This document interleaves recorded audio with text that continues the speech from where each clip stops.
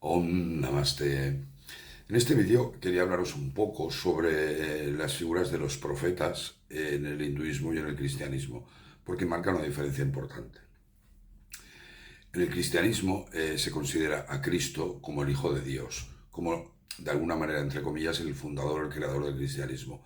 Aunque es importante decir que él, como todos los profetas de la humanidad, viniese a restaurar, no a crear. En el hinduismo es diferente, no hay un profeta que funda o que crea el hinduismo. Recordar que el hinduismo es un término occidental y deberíamos llamarlo el Sanatana Dharma, la religión eterna. Krishna es una de las encarnaciones, quizás es la más importante, pero hay muchísimas más.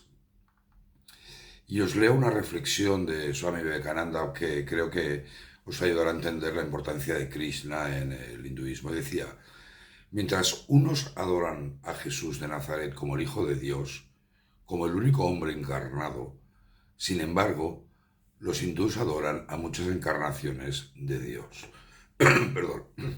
Creen no solo en uno o dos, sino en muchos que han venido de vez en cuando, de acuerdo con las necesidades del mundo, para la preservación del Dharma y la destrucción de la maldad. Cada escuela hinduista tiene una y Krishna es una de ellas. Krishna quizás tiene un mayor número de seguidores en India que cualquier otra encarnación de Dios. Sus seguidores sostienen que él fue la más perfecta de estas encarnaciones. Recordar que estas palabras están inspiradas en el verso que a mí más me gusta del Bhagavad Gita, lo he citado muchas veces en estos vídeos, y ese lo encontramos en el capítulo cuarto, y dice: cuando la bondad desfallece, cuando la maldad aumenta, cuando se olvida el propósito de la vida, yo me manifiesto. Vuelvo para salvar a los justos, destruir a los malvados y restablecer el Dharma. Yo nazco de era en era. Por ello, el concepto de Jesús como Hijo de Dios, como el único hombre encarnado, creo que sería difícilmente aceptable por un hinduista.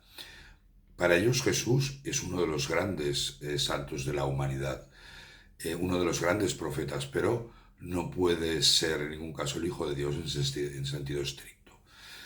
El cristianismo acepta la existencia de otros profetas desde Adán como representantes de Dios en la tierra, como Moisés, Abraham, Jeremías o Ezequiel. Por tanto, al ser Jesús Hijo de Dios, no podría ser un profeta y por lo tanto no puede haber más profetas de él. Hay en Himnos número 10, os leo: te damos, oh Señor, nuestras gracias por mandar de nuevo a los profetas con tu evangelio, guiándonos cómo vivir. Y como os decía, el hinduismo es radicalmente opuesto. No cierra la puerta ya a la llegada de nuevos profetas y reconoce la existencia de profetas anteriores como Jesús o el Buda. Como podéis ver en el verso que os he citado del Gita, cada vez que la violencia aumenta en el mundo, el Señor se encarna, y que puede ser bajo la forma de un profeta, en todas las épocas y lugares para restablecer el Dharma. Este verso es clave para entender uno de los pilares del Bhagavad Gita, y es la aceptación de otros caminos religiosos. Así lo explicaba Sri Ramakrishna, a quien Gandhi consideraba como una encarnación de Dios, era el avatar de la nueva era. Este es mi admirado Sri Ramakrishna Paramahansa. Y os leo estas preciosas reflexiones inspiradas en el verso del Gita. Y decía: el Salvador es el mensajero de Dios. Es como el virrey de un poderoso monarca. Al igual que cuando se produce algún disturbio en una provincia lejana, el rey envía a su virrey para sofocarlo. A cualquier parte del mundo donde la religión, el Dharma, decaiga, Dios envía a su Salvador.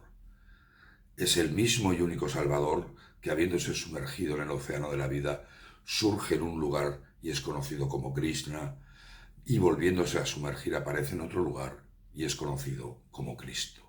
Cada cual debería seguir su propia religión. Reflexionar sobre estas palabras porque son importantísimas para entender esa tolerancia del hinduismo respecto a otros caminos. Swami Vivekananda, su discípulo, dudaba si se llamaba Krishna era una encarnación o no. Recordemos que la primera gurú que tuvo Ramakrishna del camino tántrico, después de estar un periodo con Ramakrishna, llegó a la conclusión, por el conocimiento que tenía y por una serie de síntomas que tenía, que decía que estaba intoxicado de amor por Dios, decidió reunir un congreso de pandits, de expertos, para ver si realmente era una encarnación de Dios. Ramakrishna decía que no. Y todo este grupo de sabios, de pandits, dijo que sí, que realmente era una encarnación. Y como os decía, Vivekananda dudaba, porque dudaba de todo, como todos tenemos que hacer en nuestra vida, no aceptar ningún dogma, y dudaba de que Ramakrishna fuese una encarnación. Y hay una anécdota que cuenta que en una de las charlas que daba Ramakrishna, Vivekananda estaba pensando en su interior sobre si era una encarnación o no. Y Vivekananda lo intuyó, lo detectó enseguida, paró la charla, la exposición que estaba dando, y en voz grave le dijo que él era la encarnación de Rama y de Krishna, las dos deidades de las dos grandes epopeyas, el Ramayana y el Mahabharata. Y esa tolerancia religiosa es quizás uno de los elementos que más pueden distanciar de un cristiano de un hinduista. Pero honradamente creo que un buen cristiano, liberado de los rígidos dogmas, podría aceptar esta tolerancia interreligiosa sin ningún tipo de problema y ser más tolerante con las otras religiones y por tanto ser mejor persona. ¿No iría mejor el mundo si todos respetásemos los otros caminos? Muchas gracias, Om Namaste.